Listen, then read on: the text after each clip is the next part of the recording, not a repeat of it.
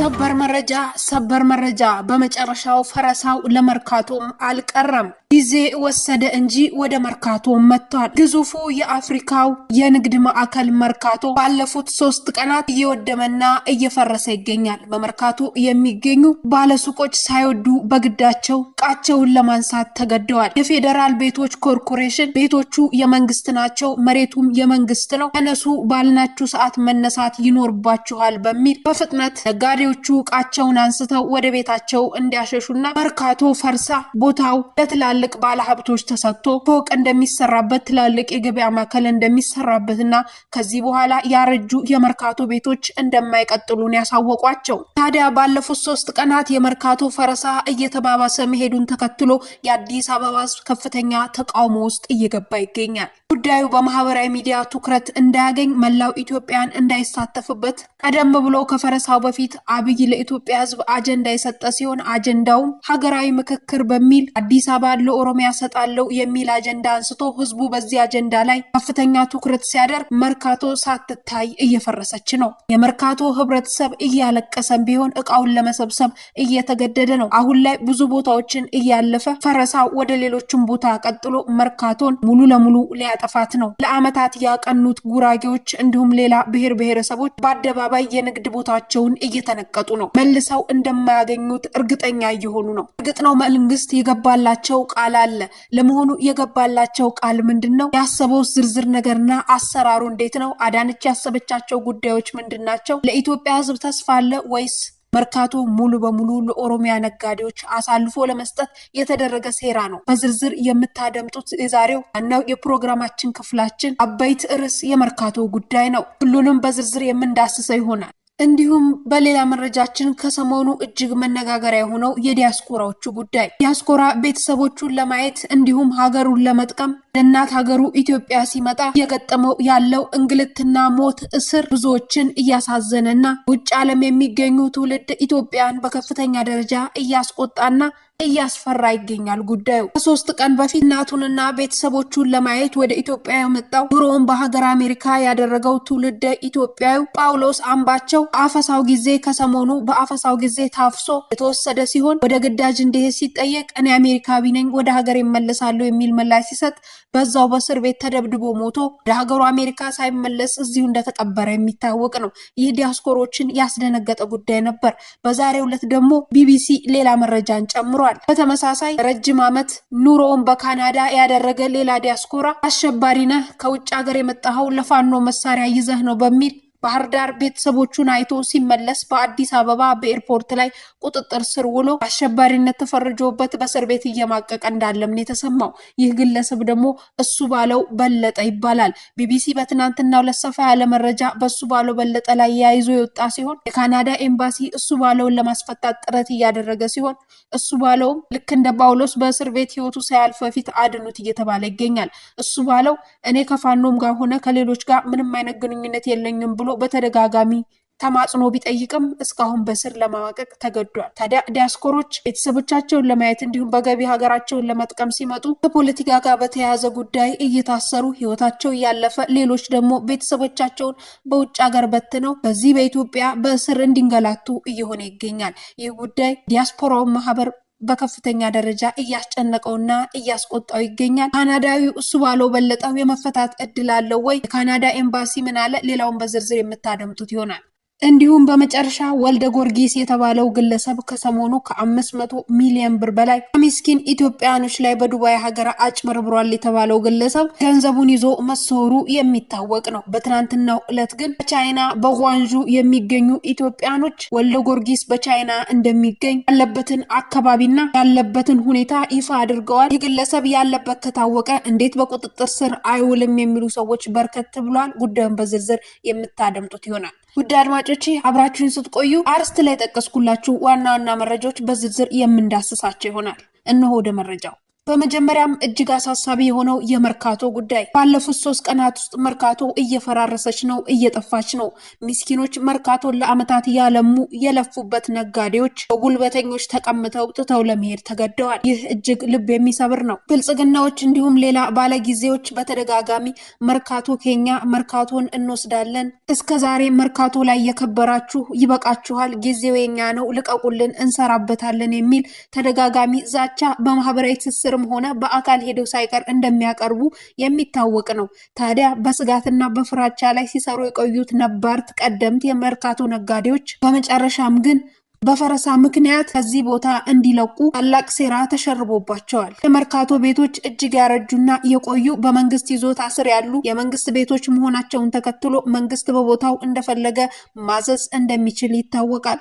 ታዲያ አዳነች አቤቤ የፌዴራል ቤቶች ኮርፖሬሽን በመጠቀም ትዕዛዝ እንዲሰጥና በአስቸኳይ ቦታውን ለቀው ሄደው ቦታው እንደሚፈረስ በፌዴራል ቤቶች በኩል ትዕዛዝ የሰጠች ሲሆን ትዕዛዙ ከተሰጠ በኋላ ተደጋጋሚ ሚኒሻዎች በመምጣት በማስጠንቀቅ እቃቸውን ይዘው ወጥተው ቦታው እንዲፈረስ ትዕዛዝ በመስጠት መርካቶ ነጋዴዎች አቅም ቢያንሳቸው ከአቅማቸው በላይ ቢሆን እያለቀሱ እቃቸውን ይዘው ከቦታው ሄደዋል። እርግጥ ነው በአንጻሩ እነሱን ለማረጋጋትና በሀገሪቷ ውጥረት እንዳይነሳ ተለዋጭ ቦታ ታገኛላችሁ ወይም በዚህ ግንባታ ሲጠናቀቅ ቦታ ይሰጣችኋል ተብሎ ቃል የተገባላቸው ቢሆንም ጉዳዩ አሳማኝ እንዳልሆነና እዛ ቦታ ላይ ቦታ የማግኘት ቻንሳቸው እጅግ ጠባብ እንደሆነ ያምናሉ። ጉዳዩ በተዘዋዋሪም ነበርት ቀደምት ነጋዴዎችን አንስቶ ሌሎችን የመተካት ሂደት እንደሆነ ይታወቃል። ቦታውም የሚሰጠው አቅም ላላቸው ለተባሉ ከፍተኛ ባለሀብቶችና ዲያስፖራዎች ሲሆን እነዚህ በእርግጥም በብዛት የኦሮሞ ተወላጅ እንደሚሆኑ ይጠበቃል ተብሏል። ታዲያ እነዚህ በውጭ ሀገር የሚኖሩ ባለሀብቶችና ሌሎችም ቦታው የተሰጣቸው ግለሰቦች በፍጥነት እጅግ ቅንጡ የሆኑት ሞሎችን እንደሚገነቡና ሞሎቹ ከተገነቡ በኋላ እርግጥ ምናልባትም ለነበሩት ለተነሾች ይሰጣሉ ብላችሁ ታምናላችሁ የሚለው ጉዳይ እጅግ መነጋገሪያ ሆኗል። እነዚህ ፎቁን የሚሰሩት ባለሀብቶች ኋላ ላይ ፎቁን ሲያጠናቅቁ ለወዳጅ ዘመዶቻቸው፣ ለቤተሰቦቻቸው እንዲሁም በቁልፍ እንደሚሸጡት ብር ላለው ሰው ቤቶቹን እንደሚሸጡት ነው የተነገረው። ስለዚህም ቦታውን ለቆ የወጣው ድሃው ነጋዴ መልሶ የማግኘት ቻንሱ እጅግ ጠባብ እንደሆነ የተነገረው። ታዲያ ይህ ማለት ቦታውን እናገኛለን እያሉ ከዚህ ቀደም ሲዝቱ የነበሩት ሌሎች ተወላጆች ቦታውን ሊያገኙት ነው ማለት ነው። እንዲሁም ከባለ ጊዜዎች ጋር ግንኙነት ያላቸው ቅርርብነት ያላቸው ሰዎች መርካቶን ሊወሯት እንደሆነ የተነገረው። ጉዳዩ እጅግ ከፍተኛ ትኩረት የሚሰጠው ሀገራዊ ጉዳይ ሆኖ ሳለ የኢትዮጵያ ሕዝብ ግን በመርካቶ ጉዳይ ትኩረት ሳይሰጥ አልፎታል። ይህም የሆነበት ምክንያት ሀገራዊ ምክክር ተብሎ በአዲስ አበባ የሚደረገው ውይይት የኢትዮጵያን ሕዝብ ቀልብ የሳበ ሲሆን የኢትዮጵያ ሕዝብ ትኩረቱ አዲስ አበባ ለኦሮሚያ በፍጹም አትሰጥም፣ አዲስ አበባ ራስ ገዝናት ራሷን በራሷ ታስተዳድራለች በሚለው ጉዳይ ላይ ትኩረት አድርጎ በዚህ ጉዳይ ላይ ክትትል ሲያደርግ ሚዲያውም ቢሆን ሀገራዊ ምክክሩ በይበልጥ ትኩረት ሰጥቶ በአዲስ አበባ ጉዳይ የሚሰራ መሆኑን ተከትሎ ባለፉት 3 ቀናት ሚዲያው ወደዛ ትኩረቱን ማድረጉን ተከትሎ ነው እና አዳነች አቤቤ በፍጥነት በመርካቶ ላይ እርምጃ መውሰድ የጀመሩት። ስለዚህ መርካቶን ያሰባትና ያያት ያስታወሳት አንድም አካል የለም። ይህን ተከትሎ የመርካቶ ህዝብ ጩኸትና እንባ በራሳቸው ብቻ በመርካቶ እዛው እንዲቀር ተደርጓል። አሁን ፈረሳው እየተባባሰ በተለያዩ አካባቢዎች የቀጠለ መሆኑን የተናገሩት ነጋዴዎቹ መርካቶን ኦልሞስት በሚባል ደረጃ አተናታል ይላሉ። ምናልባትም እንዲህ አይነት ትኩረት ባልነበሩባቸው በሌላዎች ጊዜ ቢሆን የመርካቶ ጉዳይ ትልቅ አጀንዳ ሆኖ ታላቅ ሀገራዊ ተቃውሞን በማስነሳት ምናልባት ለእነዚህ ነጋዴዎች የሚደርሱላቸው የኢትዮጵያ ሚዲያዎች የኢትዮጵያ ህዝቦች ሊኖሩ ይችላሉ ተብሏል። መንግስት መርካቶን ለማጥፋት ለረጅም ጊዜ ያሰበ ቢሆንም ይህንን አሳቻ ጊዜ ተጠቅሞበታል የሚሉ አልጠፉም። ብዙዎች ከዚህ ቀደም የመርካቶም ጊዜ ይመጣል ጠብቁ የሚሉ ሀሳቦችን ሲያነሱ የቆዩ ቢሆንም አሁን ግን ቀኑ ደርሷል። የመርካቶ ቀን ዘገየ እንጂ ከመፍረስ አልቀረችም ነበር። በተመሳሳይ ልክ እንደ ፒያሳ መርካቶም ለባለ ሀብቶች ተሰጣ። የባለ ሀብቶች ፎቅ መደርደሪያ ከሆነች በኋላ ባለ ሀብቶቹ ለፈለጉትና ላሻቸው ለየዘመዶቻቸው ሞሎችን በመስጠት የገበያ ማዕከሎችን በመክፈት ሱቆችን እንዲነግዱ ነው የሚያደርጋቸው። ታዲያ ከዚህ ቀደም በዚህ ሲሰሩና ሲለፉ መርካቶን ሲያቀኑ የነበሩ ባለ ሀብቶችና እንዲሁም ትናንሽ ነጋዴዎች ከዚህ ቦታ ለመወገድ ግዴታ ይሆንባቸዋል። ማን እነሱን አስታውሶ ኋላ ላይ በዛ ቦታ ላይ የኪራይ ቦታን እንኳን ማን ይሰጣቸዋል። ይህ ግልጽ የሆነ ሳይታለም የተፈታ መርካቶን ለሌላ አካል ጠቅልሎ የመስጠት ታላቅ ስትራቴጂ ነው። እንደሚታወቀው በተደጋጋሚ በመርካቶ ለረጅም ዓመት የሰሩት ሰርተዋል፣ ሚሊዮነር የሆኑበት ሚሊዮነር ሆኗል። ለኛ ልቀቁልን፣ አሁን ደግሞ የኛ ነው ተራው፣ እኛም ደግሞ በመርካቶ እንበልጽግባት የሚሉ አንዳንድ ሰዎች በማህበራዊ ትስስር እንደሚታዩ ይታወቃል። በመርካቶ ሳይቀር ሄደው ዛቻና ማስፈራሪያ የሚያደርሱም አንዳንድ መንግስት አካላትና የሚሉ ሰዎች እንዳሉ ይታወቃል። አሁን ግን በመጨረሻም በተግባር ተጀምሯል። አሁን ጥቂት የመርካቶ የገበያ አካላቶች የፈሩ ሲሆን ጥቂቶቹ ይቀራሉ። ምናልባትም ወደ መገበደጃው ሲደርስ የአዲስ አበባ ህዝብ ይነቃ ይሆን? በመርካቶ ዙሪያ ዝምታውን ያነሳ ይሆን? የኢትዮጵያ ህዝብ በመርካቶ ዙሪያ ይጮህ ይሆን? በአዲስ አበባ ምን ይፈጠራል የሚለው አሁን ትኩረትን እየሳበ መጥቷል። በቀጣይ ጊዜያት የሚፈጠሩትን የመርካቶን ጉዳይ ወደ እናንተ የማነሳው ይሆናል። አሁን ላይ እየነቁ የመጡ የአዲስ አበባ ተወላጆች ከፍተኛ ተቃውሞን እያስነሱ ይገኛል። በአዲስ አበባ ላይ በመርካቶ ጉዳይ ምናልባትም ውጥረት ይፈጠራል የሚሉ ግምታዊ መላምቶች በስተዋል። የእናንተ ሀሳብ አስተያየት ምን ይሆን? ውድ አድማጮቻችን የመርካቶ መፍረስ ተገቢ ነው? አካሄዱስ ምናልባትም መርካቶን ለሌላ አካል አሳልፎ የመስጠት ትልቅ ሴራ አይደለም ትላላችሁ? በኮሜንት መስጫው ላይ ሀሳብ አስተያየታችሁን ያጋሩን። በቀጣይ ሰዓታት የሚፈጠሩትን ወደ እናንተ የምናደርሰው እጅግ በዚህ ሰዓት አንገብጋቢው ሀገራዊ ጉዳያችን ነው። ወደ ቀጣይ መረጃችን ስናመራ ዲያስፖራው ወደ ሀገሩ ለመግባት ከፍተኛ ስጋት ላይ ይገኛል። በኢትዮጵያ እየመጡ ያሉ ሀገራቸውን ለማየት እንዲሁም ሀገራቸው በዶላርም ሆነ በተለያዩ ጥቅም ገቢ ለማስገባት ወደ ሀገራቸው በተለይ ክረምቱን ወደ ሀገራቸው የሚጎርፉ ዲያስፖራዎች ትውልደ ኢትዮጵያኖች በሀገር አሜሪካ እንዲሁም በተለያዩ አውሮፓ፣ ካናዳ የሚኖሩ ኢትዮጵያኖች ከፍተኛ ስጋት ላይ ይገኛሉ። በተለይም በሰሞኑ በማህበራዊ ትስስር በሚታዩት ዜናዎች ከ3 ቀን በፊት ጳውሎስ አምባቸው የተባለው ግለሰብ በአፈሳው ምክንያት ታፍሶ እስር ቤት ከገባ በኋላ ወደ ግዳጅ ሲሄድ ጥያቄ የቀረበለት ሲሆን እኔ ወደ ግዳጅ አልሄድም ዲያስፖራ ነኝ በማለት ያለውን መረጃ ከሰጠ በኋላ እስር ቤት በደረሰበት ድብደባ እንደሞተና ወደ መጣበት ሀገር አሜሪካ ሳይመለስ እዚሁ ቤተሰቦቹ አስክሬኑን ለመቅበር እንደተገደዱ የሚታወቅ ነው። ጉዳዩ በማህበራዊ ትስስር ከወጣ በኋላ ብዙዎችን አሳዝኖ በተለይ ዲያስፖሮችን እጅግ ያስቆጣና ያስደነገጠ ጉዳይ ነበር የጳውሎስ አምባቸው ጉዳይ። ታዲያ ያ ሳይበቃ ቢቢሲ ሌላም አለ በሚል በትናንትናው ዕለት በቢቢሲ ድረገጽ ላይ እሱ ባለው በለጠ የተባለ ትውልደ ኢትዮጵያዊ ኑሮን በካናዳ ያደረገ በካናዳ በአንድ ኤርፖርት ውስጥ በጠጋኝነት የሚሰራ እጅግ የተከበረ ሰው ወደ ኢትዮጵያ እናቱ ሞታ የመጣ ሲሆን እናቱንም ቀብሮ ሌሎች ቤተሰቦችን በባህር ዳር በማየት በባህር ዳር ትንሽ ወራትን የቆየ ሲሆን ታዲያ ጉዳዩን አጠናቆ ወደ አዲስ አበባ መምጣት በቦሌ ዓለም አቀፍ ኤርፖርት በኩል ሊያልፍ ሲል በረራው እንዲሰረዝና በቁጥጥር ስር እንዲውል በማድረግ በቂሊንጦ ማረሚያ ቤት ለዓመት እንደማቀቀና የዛሬ ዓመት መስከረም ላይ እንደታሰረ የተነገረው።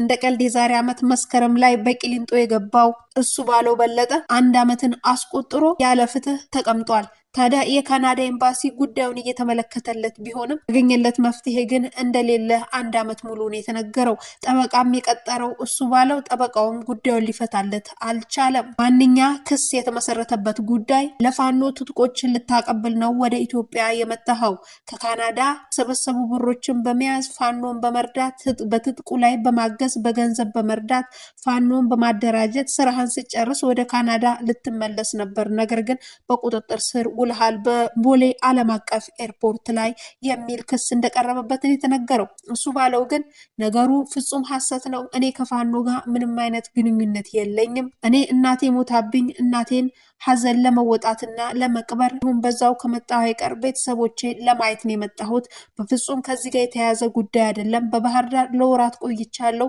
የቆየሁበትም ጉዳይ ከቤተሰቦቼ ጋር ጊዜ ለማሳለፍ ነው ሲል ምላሹን የሰጠ ቢሆንም ነገር ግን በባህር ዳር የቆየው ፋኖን ስታዋቀርና ስታደራጅ ነው፣ እርዳታም ስታደርግ ነው የሚል ያለ ማስረጃ በጥርጣሬ ብቻ በተመሰረተ ክስ 1 ዓመት ያለ ጥፋቱ እንዲማቀቅ ተደርጓል። እሱ ባለው በተደጋጋሚ ወንጀልህን የምታምን ከሆነ የምትፈርም ከሆነ እንለቀሃለን ቢባልም ያልሰራሁትን ወንጀል ያዳረርኩትን ነገር እንዴት አምናለሁ፣ እኔ በፍጹም ይህን ወንጀል አልፈጸምኩም በሚል እየተከራከረ ለ1 ዓመት ቆይቷል። ቆይቷል። አሁንም የህሊና እስረኞች ሊፈቱ ሲሉ በተደጋጋሚ የሱ አጀንዳን በመከፈት ፈርም ትወጣለህ፣ አዎ አምኛለሁ ብለህ ከፈረምክ ለፋኖ ትጥቅ ሰጥቻለሁ ብለህ የምትፈርም ከሆነ አሸባሪ ነኝ የምትል ከሆነ ፈርመህ ነፃ ትወጣለህ እያሉ በተደጋጋሚ ስክሪፕቶና ወረቀት ቢያቀርቡለትም ያለ ጥፋቴ እንዴት ፈርማለሁ ያለው እሱ ባለው ከ1 ዓመት የእስር አሰቃቂ ቆይታ በኋላ ግን ለመፈረም የወሰነ ቢሆንም ጥፋቱን ግን አልፈጸምኩም ከእስር ለመውጣት ስልፈርም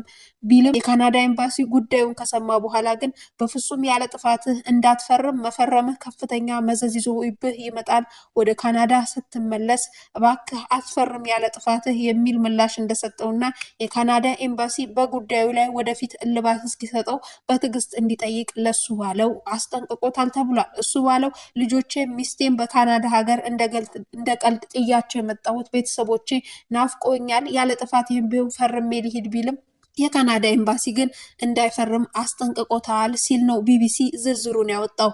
ታዲያ በ3 ቀናት ውስጥ ብቻ አንድ ዲያስፖራ ያለ ጥፋቱ ታስሮ ተቀጥቅጦ ሞተ።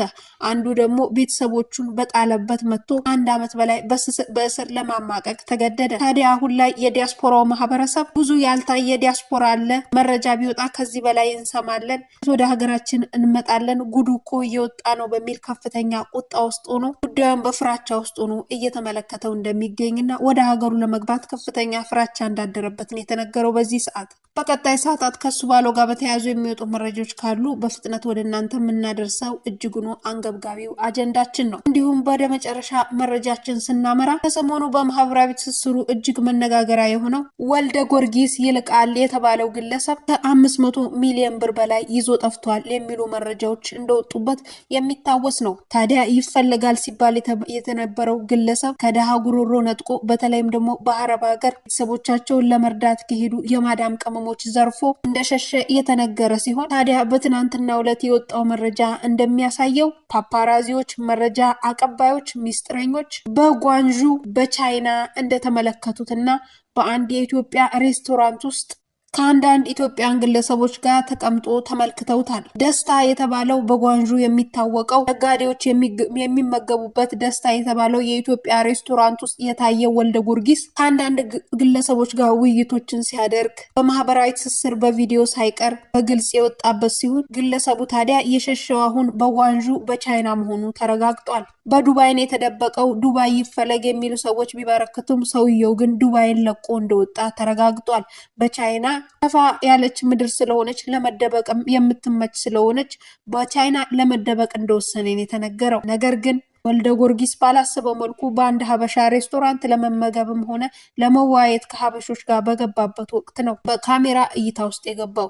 ታዲያ ይህ በማህበራዊ ትስስሩ ከተለቀቀ በኋላ የህግ የለም ያዙልን፣ ይህ ግለሰብ አጭበርብሯል እኮ ይፈለጋል በወንጀል የሚሉ ሰዎች በርከት ብለዋል። እስካሁን መታሰሩን ሆነ ከመያዙ ጋር በተያያዘ መረጃ የወጣ ምንም አይነት መረጃ ባይኖርም ወልደ ጊዮርጊስ ግን በዛሬው ዕለት ማህበራዊ ትስስሩ ዳግም እጅግ መነጋገሪያ ሆኖ ተመልክተነዋል። የጓንጁ ቪዲዮም የቻይና ቪዲዮም እጅግ መነጋገሪያ ሆኗል።